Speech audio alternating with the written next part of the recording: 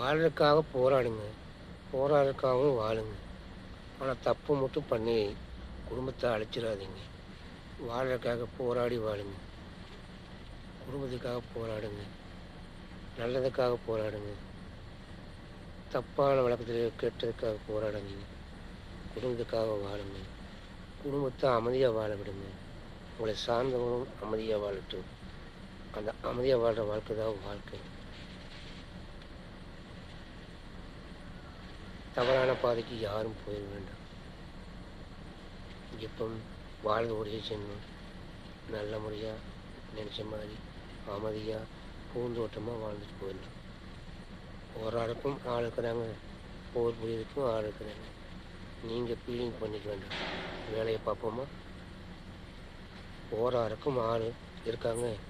போர் தொடுக்கிறதுக்கும் ஆள் இருக்கிறாங்க. போர் அடக்கிறதுக்கும் ஆள் இருக்கிறாங்க. நீங்கள் எதையும் நினச்சி ஃபீலிங் பண்ணிக்காதீங்க. நீங்கள் வாழ்கிற வழியை பாருங்கள். நீங்கள் வாழ்கிற வழி தான் எல்லாத்துக்கும் சிறந்த வழியாக இருக்கணும். அது சூப்பரான பாதையாக இருக்கும். ஓகே, மயிலா.